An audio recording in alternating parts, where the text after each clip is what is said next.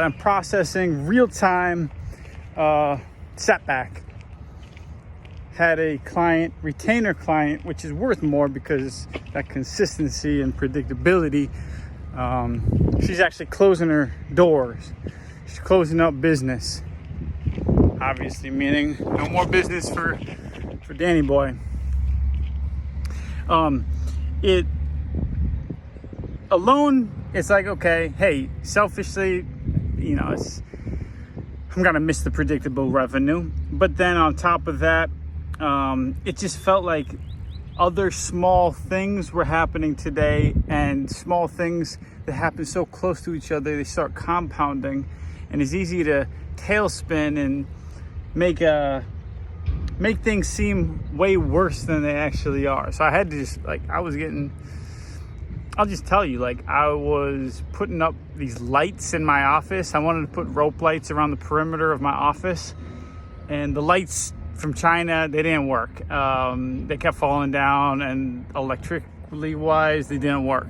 Then I was I was supposed to post my Blue Collar Visionary podcast today. It's boring as hell. It's like, I don't want to work on this and edit this. It just felt soul sucking. And then the shoot tomorrow got postponed. And then I get this email that is like, we're not meeting for coffee Friday. And by the way, you're fired. So it's like 4 things, like boom, boom, boom, boom. And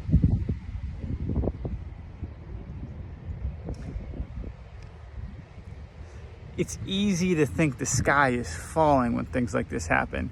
Intellectually, it's like, yeah, okay, it's not that big a deal. Emotionally, it just feels bigger. It feels that the psychology of loss is more powerful than the psychology of winning. And so, anyways, what am I taking from this? One is I was proud of the customer service and level of quality that I provided for this client, and but also it made me think, hey, am I been a little too focused on going out, getting business, trying to build a business without servicing my customers to the best of my ability? And truthfully, there's probably some times where they might not be feeling like they're getting all they're paying for. I think if I'm being honest with myself, there's probably some times that happen like that.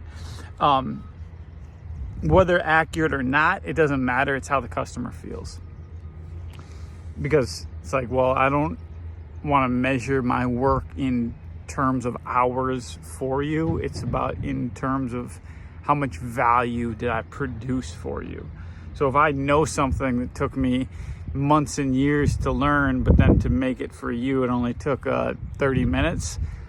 Well, hire somebody off the street. They're just gonna make something that doesn't work, no matter how many hours. So that's why charging by hourly is always a little skewed, but it's hard to always measure value on the micro. Anyways, on this run, I'm just like, all right, so how do I reset and get back to a winning mindset? And I created an album. I wrote an album during my Faith and Fear quantum season of moving from Long Lake to Maple Grove and having a baby and all this stuff. And so I started, it's ministry, and it's ministry number 1 to myself, this album. And it's just truth, and it's mindset. And it's like, wash yourself with powerful affirmations and truth and identity statements, and remind yourself who you are. And that's probably number 1. Well, number 1 is getting outside, moving the body. Number 2 is washing yourself with these statements.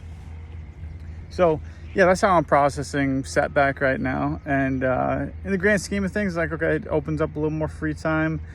And if I think about the retainer client that just stopped with my services, theoretically, I should be able to make that in a week.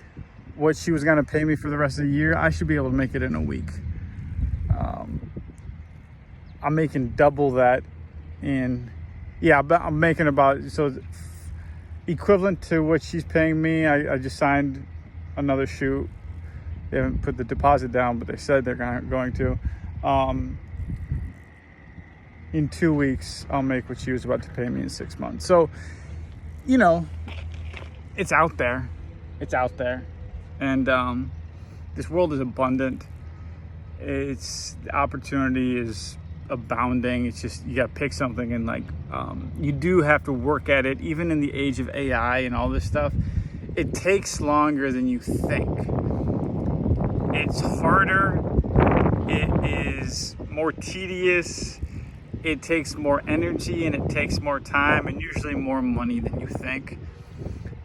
It's just, in comparison to what it used to take, it's a fraction. But it still takes violence of action to get a result. If it was so easy, it wouldn't be valuable. It's just plain and simple. If it was so easy, it wouldn't be valuable. Everybody would be doing it. So you got to remember that. It's like, it still takes some chops. And part of being a badass entrepreneur and a successful entrepreneur, it's not even execution, it's mindset. And it's easy to believe in a better future when everything's going good. It takes discipline and faith to believe in a better future when it seems like everything's going wrong. So, all right, get after it, earn your dopamine.